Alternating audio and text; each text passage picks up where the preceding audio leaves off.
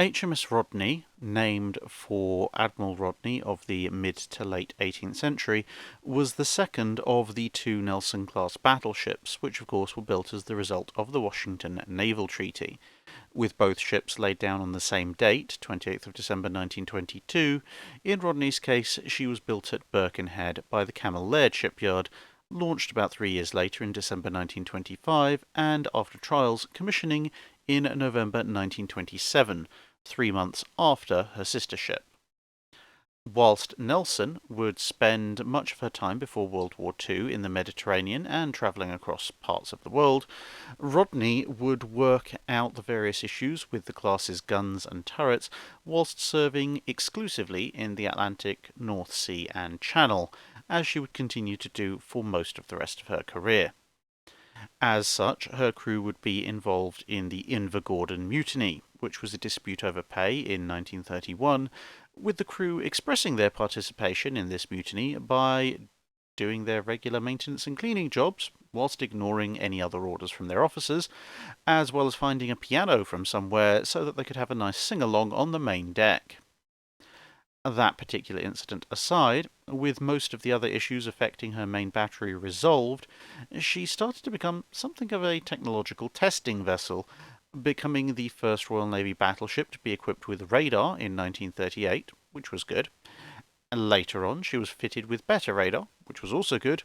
and also the unrotated projectile rocket launchers, which were less than good. During the Second World War, amongst other things, she went out looking for the two Scharnhorsts in the aftermath of their sinking of the armed merchant cruiser Rawalpindi, but she had to head back when her rudder had stopped working properly, which was a little bit of a problem. Once this was fixed, as she was back in action, she was bombed by the Luftwaffe, but her armoured deck did its job, rejecting the bombs sideways out of the ship, for relatively minimal damage, after which it was back to anti-invasion patrols and convoy escort duty. The Scharnhorst would remain something of a perennial bugbear in Rodney's side during the opening stages of the Second World War, as she went on another hunt for them in 1941 that didn't have any rudder issues, but also had no success, whilst a couple of months later the two ships showed up near a convoy that Rodney was escorting, which probably brought some joy for the crew who hadn't actually seen the ships with their own eyes yet. But then the twins rather sensibly decided to break contact when they saw what exactly was waiting for them. And so it was, in May 1941, whilst heading for the USA for repairs and a refit, she heard the news of the Battle of the Denmark Strait, and was ordered to join the hunt for the Bismarck. She did a quick 180 and plunged straight back into the Atlantic, where her captain, at the time, Captain Dalrymple Hamilton, showed a remarkable skill in command of his ship. Not only did he work out what Bismarck's actual course was, and thus avoided most of the wild goose chase that King George V went off on, he also managed to drive the ship up to a reported 25 knots at times, despite the ship itself being designed for 23 knots and in need of a desperate engine overhaul, which was the main point of why it had been heading for the USA in the first place. According to reports, the scenes in the engine room sometimes were more akin to an exceptionally loud sauna than any kind of propulsive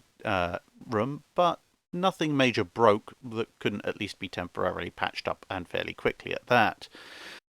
As a result of not going off on said wild goose chase despite being the slower vessel, Rodney arrived in the operational area that Bismarck had been reported to be occupying in good time, meeting up with King George V the day before they headed for battle with Bismarck. In this battle, Captain Dalrymple Hamilton again showed off his ship handling skill, weaving the 35,000-ton-plus battleship through the Germans' fire, chasing previous salvos and keeping Rodney thus undamaged, except for a few splinters from near misses. In return, Rodney did the lion's share of systematically demolishing the Bismarck, with her shells knocking out the bridge, fire control systems, much of the secondary battery, and crippling or destroying most of the Bismarck's primary armament. She would also score the only battleship-on-battleship torpedo strike in history, with a single hit landed out of 8 torpedoes launched. With the battle over, and having to head home for fuel,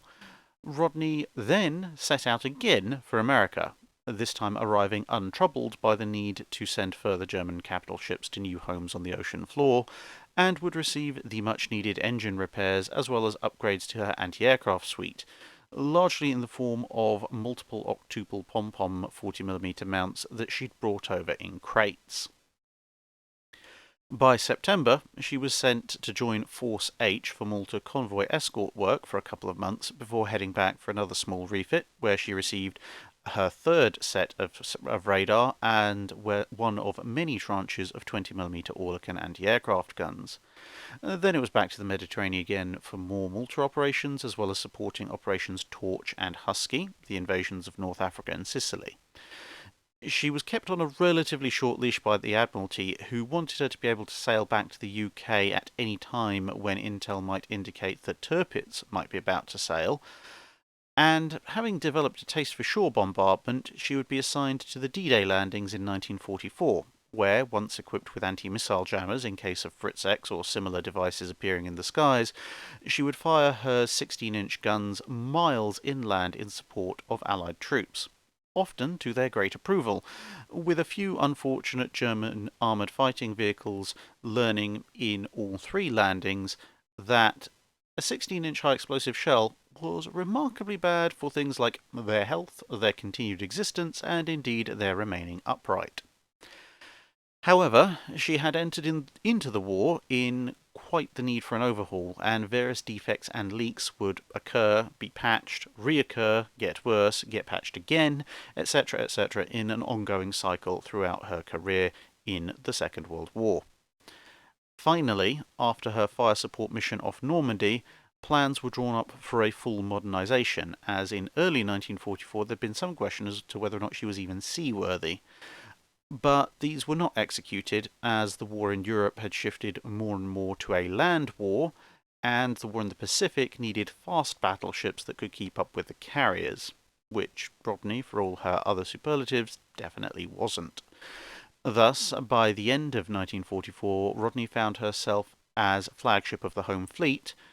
but very rarely went much further than the occasional sweep in the North Sea due to the aforementioned leaks and other defects. With the end of the war, therefore, she was fairly rapidly decommissioned and sold for scrapping, eventually going to the breakers in 1948. That's it for this video. Thanks for watching. If you have a comment or suggestion for a ship to review, let us know in the comments below. Don't forget to comment on the pinned post for dry dock questions.